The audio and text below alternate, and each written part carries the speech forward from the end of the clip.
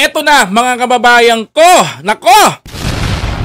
Ang iniintay-intay natin na pagbabalik mga kababayan ko ni former Senator Antonio Sani Trillanes na umangat muli sa mainstream media at banata ng banata ng banata ng banata ng mga kurap na politiko mga kababayan ko. Eto na ang pinakamatindi.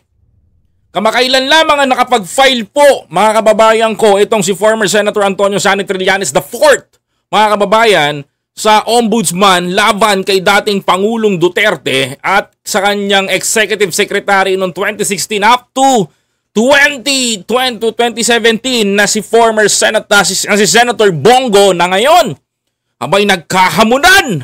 Ano nga ba ang naging hamon ni former Senator Antonio Sani Trillanes IV dito kay Senator Go, mga kababayan? Ito yung pinakamatindi, mga kababayan ko. Dinarag ni Sani Trillanes si Go sapagkat mga kababayan ko, pag hindi sumagot itong si Senator Go, mga kababayan, kapag hindi sumagot si Senator Go dito, isa lang ang ibig sabihin nito. Isa lang mga kababayan ko. Isa lang ang ibig sabihin nito mga kababayan ko, it's either guilty o naghahanap pa ng butas ang taong ito. Ito yung mga maiinit na balita. Mga kababayan ko, please don't forget to follow, like, comment, share, and subscribe to my YouTube channel para lagi kang updated sa mga biyahe ni Koy Movements na ilalabas natin. Tara, panoorin natin ang video na ito, mga kababayan! Kung may resibo, bakit hindi mag-file ng kaso? Yan ang hamon ni dating Senador Antonio Trillanes kay Senador Bongo matapos siyang akusahan ng pagkakaroon ng mga financier. Ayon pa kay Go, may kinalaman din umano ang mga ito sa flood control scandal. Sa On Point ng Bilyonaryo News Channel, tinawag ni Trillanes na diversionary tactic lang ang mga aligasyon. Okay, into tayo dito. Hinamon na po ni former Senator Antonio Sani Trillanes IV itong si Senator Go na ang aligasyon niya kay Senator Trillanes na may mga financer daw sa likod nito kaya daw po nakakapagsampa ng kaso. May mga financer daw po. Ngayon po ang hamon ni Sani, pangalanan na po ni Senator Go. Ito ho mga kababayan, yung ginawa ho ni Senator Go na pagsasalita sa publiko, yan ho mga kababayan ang magtutulak sa kanya sa bangin sa totoo lang. Yan ho ang magtutulak sa kanya papunta sa isang naratibo na hindi niya kakayaning patunayan. Yan ho ang pinakamalaking hamon natin kay Senator Go at sa lahat po ng mga defender niya. Patunayan ninyo na merong mga backer si Sani Trillanes na mga kontraktor. Aba mga kababayan ko, magandang laban ho ito. Mga kababayan, the returns ng kanilang kasi sabi niya nire-recycle lang daw ni Sani Trillanes yung mga question daw noon. At tila ho ba pinalalabas niya ho dito na pawang kasinungalingan yung mga inilalabas ni former Senator Antonio Sani Trillanes IV. Mga kababayan, kaya malaking pasabog ho ito sa lahat ng mamamayang Pilipino, mga kapatid. Kasi tama nga naman, kung may ebidensya ka, ilabas mo. Wag dito. And like Senator Go said, nandito tayo sa tamang forum. So ito pala yung tamang forum na sinasabi niya, which is yung kanyang press conference, mga kababayan. So ngayon, mga kababayan ko, natrap ho itong si Senator Go sa mga sinabi niya ho dito. Mga kababayan, panoorin natin. Una na niyang sinampahan ng plunder complaint sina Go at FPRRD dahil sa bilyong-bilyong pisong infrastructure project na nasungkit ng pamilya ng senador. Ayan, mga kababayan ko. Hindi niya ina-address yung issue na bakit nagkaroon ng 200 contracts yung tatay at kapatid niya amounting to 2 billion pesos. Correct. Hindi yan nasagot ni Senator Go ng proper. Kasi dapat, kung talagang sincere itong si Senator Go, sasagutin niya ng proper to Sasagutin niya to ng by verse kung anong sinabi ni Sani. Kasi unang-una, mga kababayan ko, ang tinatanong ni Sani doon, ang kine-question ni Sani sa ombudsman at sinampa sa kanila, mga kababayan ko, ni Duterte at ni Go, is, mga kababayan ko, is bakit nakakuha yung kapatid mo at tatay mo ng kontrata ng project sa gobyerno samantalang ipinagbabawal yon ng saligang batas na hanggang 4th degree ng pamilya neto ni Senator Go. Because during 2016, he was the executive secretary of the former president. Simple lang yon. Hindi niya masagot. Ano ang ginawa ni Senator Go sa presscon? Mga kababayan, kitang-kita nyo ho dito. Kung titignan nyo, inulit lang niya yung sinabi niya, nire-recycle lang nito. Yung mga dati kong kinaso niya sa akin, nire-recycle lang nito. Di ba, mga kababayan ko, paulit-ulit niya lang sinasabi yon. Paulit-ulit niya lang na pinaiintindi sa tao na eto yung ginagawa ni Sunny. Parehas lang yung damit niya noon. Parehas lang yung damit niyang ganito. Kung ano-ano lang ang sinabi pero hindi niya tinumbok sa media kung bakit nakakuha ang pamilya ni Go, mga kababayan ko, ng 7 billion project sa gobyerno samantalang ipinagbabawal. Yan ho ang mariin natin na tinututukan. Yan ho ang tinututukan natin dito kasi mga kababayan ko, because we want the truth. Because papunta na tayo sa 2016 eh. Pababa tayo ng 2016 up to 2022 projects. Yan ang tinatanong ng taong bayan ngayon. Mga kababayan ko, it's either guilty po ba kayo o sadyang hindi nyo lang kayang sagutin yung pinukulho sa inyong tanong ni former Senator Antonio Sunny Trillanes.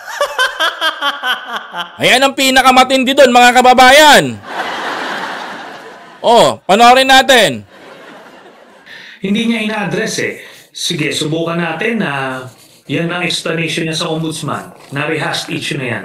Kaya nga ni-raise natin to ulit dahil hindi naman niya ina-address. Even the first time na ni-raise ko to noong 2021, sinabi ko mismo sa publiko na ganito ang na-find out natin, meron siyang mga... Pakinggan nyo to, medyo kunin nyo yung point of view ni former senator dito. Maganda po yung point of view niya dito, pakinggan nyo. Yan ang explanation niya sa ombudsman. Na-rehashed issue na yan. Kaya nga ni-raise natin to ulit dahil hindi naman niya ina-address. Even the first time na ni-raise ko to noong 2021, sinabi ko mismo sa publiko na ganito ang na-find out natin, meron siyang mga bilyong-bilyong anomalous contracts na nabigay sa tatay at kapatid niya. Pero sabi ko, hindi ko to ipa-file habang nakapwesto sila. At nakapwesto si Martires na nagpo-protect sa interest nila Duterte. Ngayon lang naman siya natanggal sa pwesto si Martires. Correct. Tapos yung term niya, kaya ko final. Tama yun, mga kababayan ko. Tama ho yun. Tama ho kayo na inyong narinig. May point of view si former Senator Antonio Sunny Trillanes. Number 1, mga kababayan ko, kung rehash po ito o inulit lang na kaso sa DOJ at noong 2021, mga kababayan ko, mababasura at mababasura ho. Kasi mga kababayan, nung panahon ho na yon, tama ho si former senator, hindi mabibigyan ng justice yung ipapile niya sapagkat kaalyado ho, mga kababayan ko, ng dating Pangulo ang itinalagang ombudsman. Mga kababayan. Ngayon ho, mga kababayan, ito ho pinakamatindi. Ito ho ang pinakamatindi, mga kababayan ko. Makinig ho kayo, mga kapatid. Ngayon hong wala na si Suarez, si Martires sa pagiging ombudsman, mabibigyan na ba ng boses itong mga ganitong kalakaran? Number 1 bearing ni Senator Sunny Trillanes. Number 1, alam nyo po kung ano, mga kababayan ko. Simple lang. You are the executive secretary of the former president. Bawal makakuha hanggang 4th degree mo, hanggang 4th degree ng pamilya mo ng kontrata sa gobyerno. Ngunit, ang tanong dito, bakit nakakuha ng maanumalyang worth 7 billion pesos na kontrata na project ang pamilya nito ni Senator Go. Abay, questionable ho. From the beginning, mga kababayan ko, may foul na po dito. There is a conflict of interest, mga kababayan. Diretsahan ko kung sasabihin, there is a conflict of interest. Pinagbabawal na nga, hindi mo man lang napagbawalan. Hindi mo man lang kayang sabihan yung pamilya mo na, oy, executive secretary ako, mawalang galang, hindi kayo pwedeng kumuha ng proyekto sa gobyerno, maiipit ako sa bandang huli. Hindi niya ba kayang gawin yon, mga kababayan ko? Hindi dahilan dito na, pwede bang pumili ng kamag-anak? Pwede bang pumili na lang ako? Kung pipila kamag-anak, pipili na lang ako eh. Drama. Hindi ang pagsiservisyo sa bayan, hindi ho telenovela. Ang pagsiservisyo sa mamamayang Pilipino, hindi ho mala telenovela na pwede mong aningin yung bawat Pilipino. Tama po ba ako, mga kababayan ko?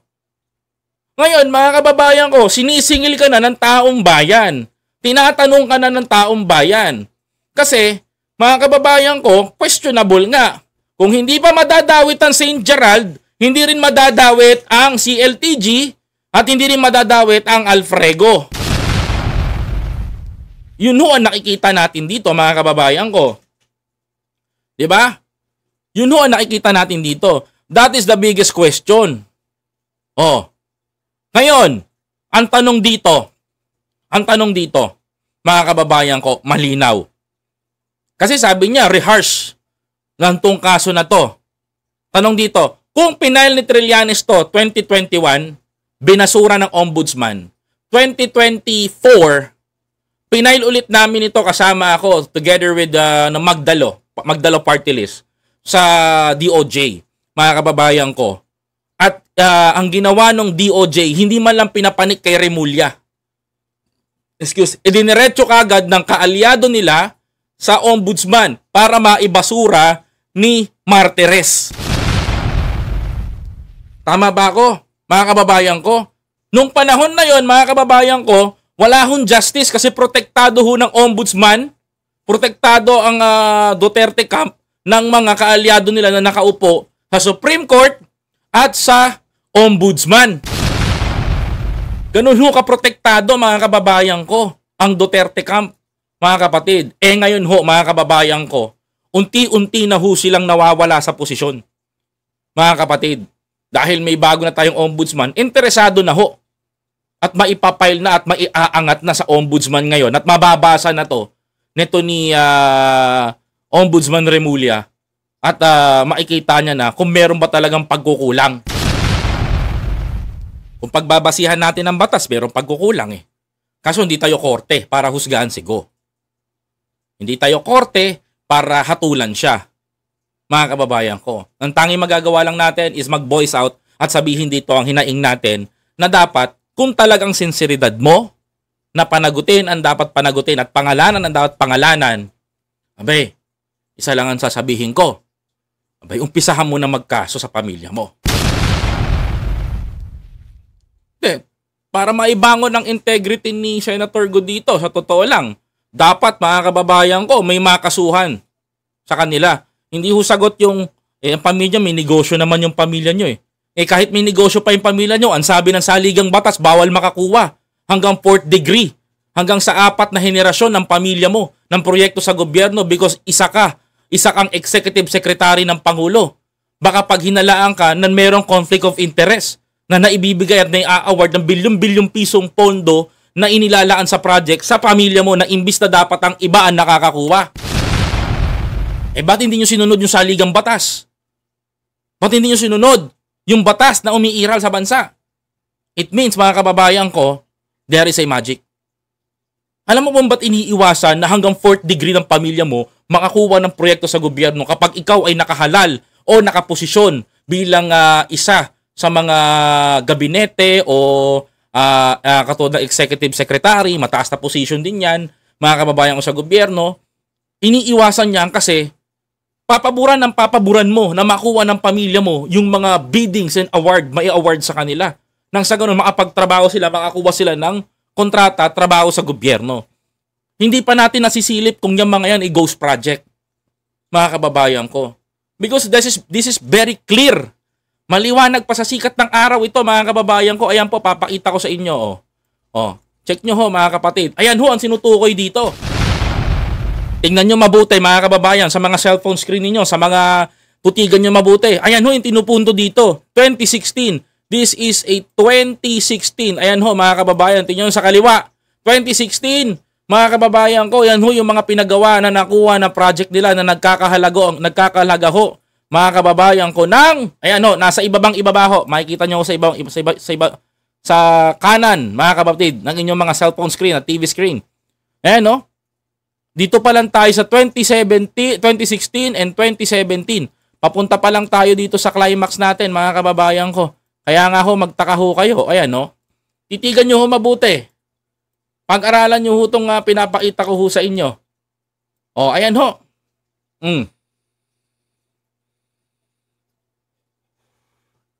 Di ba't klarong-klaro? Ayan ho, yan ho yung sinasabi natin na malaking sampal ho sa kanila. Mga kababayan. Kaya nga ho, mga kapatid, nung nagsalita ho itong si Senator Go dito sa Senado, at nag-press ko, sabi niya, nasa proper forum na daw po, mga kababayan ko. Abay, natawa ho ako, mga kapatid. Alam niyo kung bakit ako natawa? Bakit ho ako na medyo na sumimangot? Bakit ho ako napabalikwas, mga kababayan ko? If that is a proper forum, that is your time. And tamang pagkakataon para patunayan sa publiko na malinis ang intensyon ng pamilya mo. At malinis ang iyong mga kamay. Kaso ang problema, mga kababayan, sinagot mo lang doon, rehash paulit-ulit para idiin ako, pahiran ako ng putik. Hindi ka namin pinapahiran ng putik. Maybe your father and your half-brother ang pumahid sa'yo ng putik. Mga kababayan, that is your fault. Mga kababayan ko. At kung sasabihin mong reharsh, nako, kung pinail to nung panahon ninyo, di napagtakpan kayo. Ngayon, hindi nyo kaalyado yung ombudsman. Yung ombudsman para sa taong bayan. Nakatingin sa publiko. Ngayon, paano nyo babaliktarin? Kasi sa totoo lang, ang pumoprotekta sa gobyerno ngayon, 3 na lang Ang nakikita ko Mga kababayan ko ang pinaka-maaasahan ng Pangulo, Remulla, Trillanes, sino pa? Dilaw. 3 lang ang nakikita ko pumuprotekta. Samantalang, mga kababayan ko, yung mga naging kaalyado niya noon, kanya-kanyang baliktaran. Abay, mahihirapan kayo. Kasi ang gobyerno ngayon, may puso. May tama katao. Tinitignan ng gobyerno, tinitignan ng bansa natin. At may gobyerno talaga ngayon sa Pilipinas.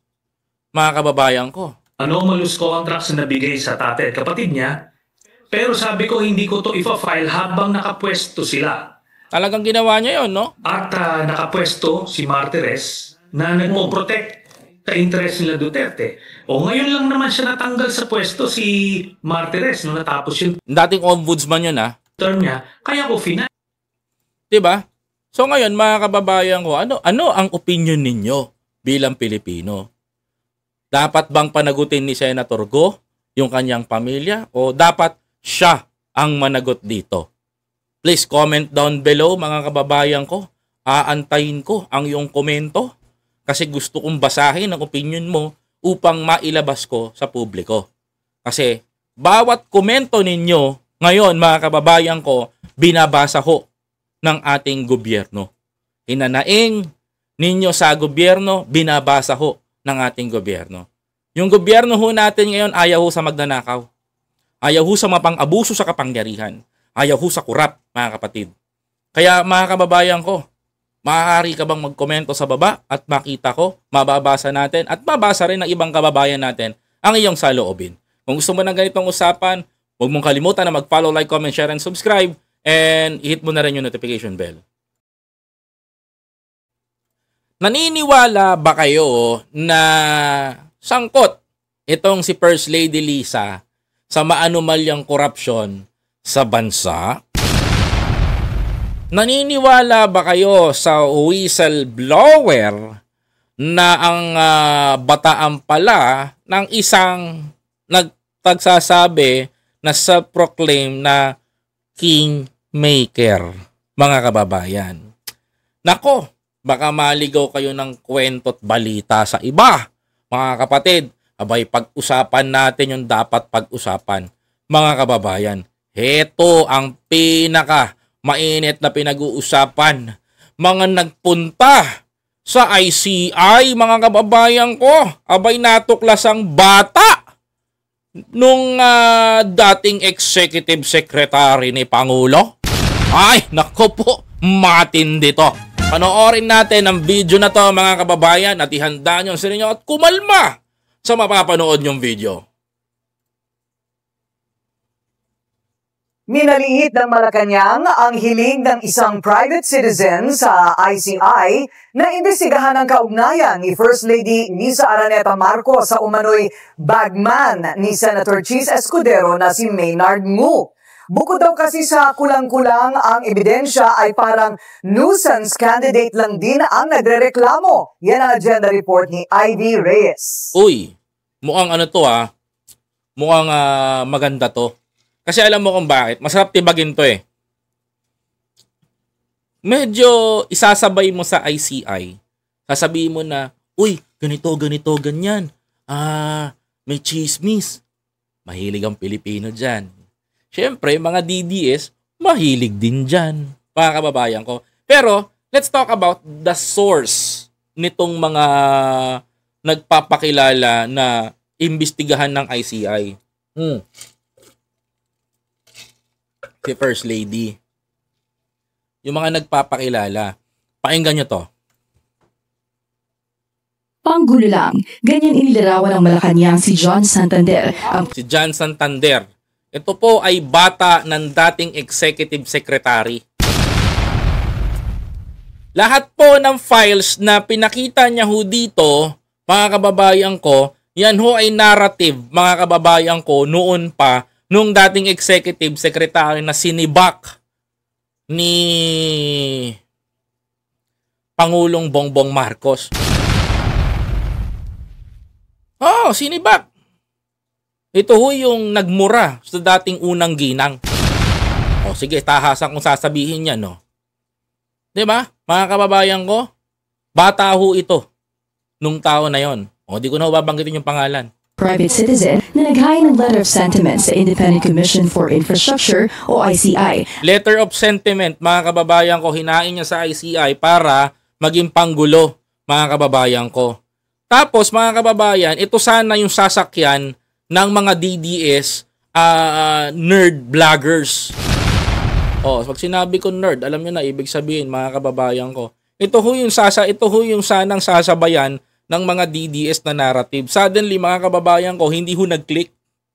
Kasi sa totoo lang, kahit ano ho ang pukol ninyo ngayon sa unang ginang, sabihan nyo ho na magnanakaw yung pamilya, magnanakaw ganito, matagal na hong sinasabihan ng ganyan, wala rin hong nakakalap na ebidensya. Wala rin hong nakakalap na matibay na testigo, wala rin hong nakakalap na magandang informasyon, at wala rin hong na ibabanggan tama, mga kababayan ko. Kahit na pumukol pa po sila Maharlika, sila ganito, wala rin ho, mga kababayan ko. Useless pa rin ho. Kaya nga sabi ho ng Malacanang, mga kababayan ko, according to Attorney Claire, mga kapatid, useless yung pagsasalita ni Santander, mga kababayan. Saan ka ba naman makakita, i-involve mo si First Lady Liza, mga kababayan ko, sa corruption? Hindi naman humahawak ng mga projects ito, mga kababayan. At naghikayat na imbestigahan si First Lady Liza Araneta Marcos at ang posibleng koneksyon niya sa alleged bagman ni Senator Francis Chis Escudero. Bakit pilit na ikinukulik ni Santander itong si Maynard Yu na special envoy ng China sa China? No, mga kababayan ko, si Maynard Yu was the special envoy sa China, like Michael Ma, mga kababayan. At pilit niya ikinukunik na mayroong kaugnayan sa bagman ni Chis Escudero, itong si Maynard Yu. Anong meron, mga kababayan ko? Hindi naman porke na nilapitan ni First Lady Liza si Chis Escudero nung panahon at hiningan ng champagne at ininom niyang gano'n ni Madam, mga kababayan ko, sangkot na kagad, mga kababayan ko. Parang gano'n yung gusto niya na narrative dahil malapit. Dati, itong si Chis Escudero kay Madam First Lady Liza, baka may connected din si Maynard Yu sa bagman ni Chis Escudero. Yun ang gusto niyang palabasin dito. Kaninong narrative to, mga kababayan ko? Doon sa dating executive secretary. Ay, nako. Na si Maynard Yu. Para siyang isang nuisance candidate na parang binigyan ng pera para bumili ng suka at isinabay ang pagbibigay ng letter of sentiment para dalhin. Teka. Maganda yun, Attorney Claire, ha? Teka lang, ha? Parang maganda to. Whistleblower na pinabilin suka.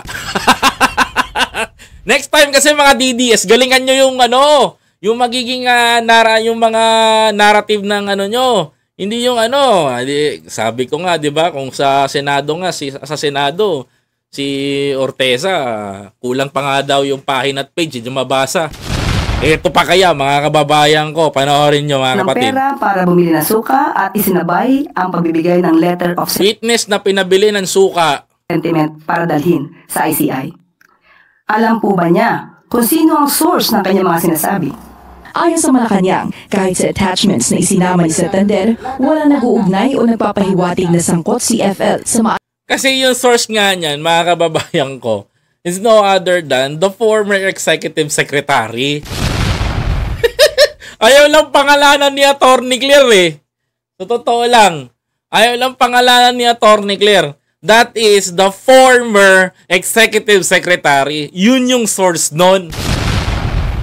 O palag. Anomaly budget insertions at kickbackan sa infrastructure projects. Oy nako, pilit nyo na namang idinadivert si First Lady Liza. Wala na kayong mabunot. Wala na kasi baon Gusto nyo, ito yan story May bumanat kay Risa Hontiveros. Si Tunying. Ngayon naman ikukunik nyo si FL Liza para pag-usapan. Nung pinaputok ng mga DDS vlogger ito, walang naging effect, mga kababayan. Bakit? Kasi yung sources nito ni Santander, mga kababayan ko, sa nilabas niyang paper sa investigation na gusto niyang mangyari at imbestigahan ng ICI, is hindi po credible. Bakit, mga kababayan ko? Naalaman kasi yung dating executive secretary ang pinagkuwanan ni Santander ng istorya, mga kababayan. So anong ibig sabihin nito, mga kababayan ko? There is a revenge na gustong gawin sa unang ginang.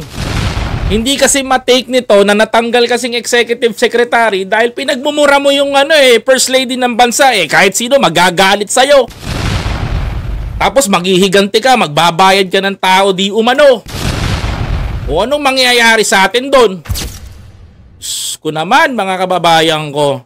Hindi rin daw ito papansinin ng unang ginang dahil bilang isa ring abogado, hearsay evidence lang daw ang hawak ni Santander. Correct, mga kababayan ko. Hearsay evidence. Sa letter of sentiment ni Santander, nakaulat ang ilang mga litrato ni FL at ni Ngu na ngayon wala na sa pwesto bilang special envoy to China ng Pangulo. Makinig kayo, bakit wala na si Ngu sa special envoy to China? Para maliwanagan lang yung mga Pilipino. Ayan Paglilinaw ng palasyo, 6 na buwan lang kasi ang termino ni Ngu at nagtapos nitong Agosto. Hindi raw sinibak si Ngu.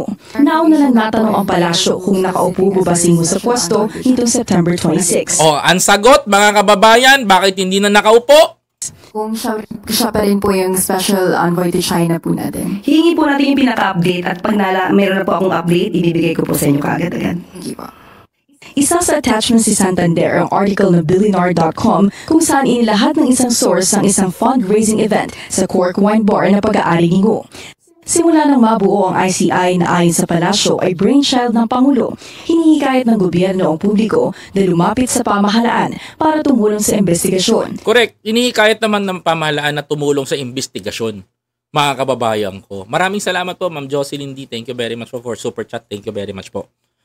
Hinihikayat ng Pangulo na ang lahat ng Pilipino, may alam kayo anomalya, lumapit kayo. Kagaya ni Santander. Kaso nga lang, mga kababayan ko, babagsak yung naratibo mo kung ito ay walang basis, mga kababayan ko. Ang problema, mga kababayan ko, bukod sa hinain ni Santander na wala namang basis, wala namang anomalya, mga kababayan ko, ipagpipilitan niya yung gusto niya sabihin dahil narinig niya yung narrative nung dating executive secretary, mga kababayan.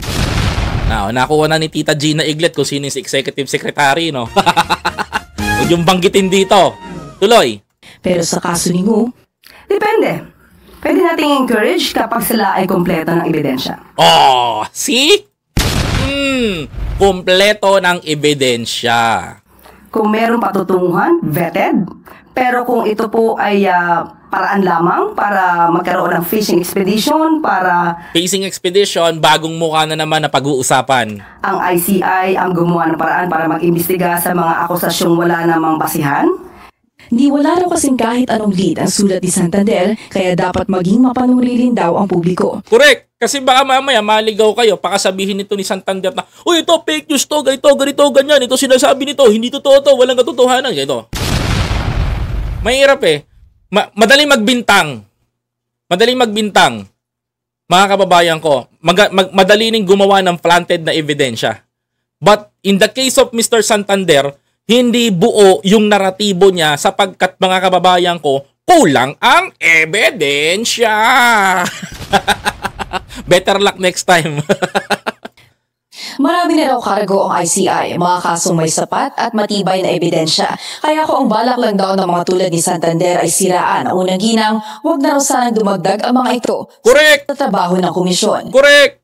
Di ba, mga kababayan? Para sa agenda, ID Reyes, Billionaire News Channel. Oh, tama kayo. Maraming salamat, Billionaire News Channel.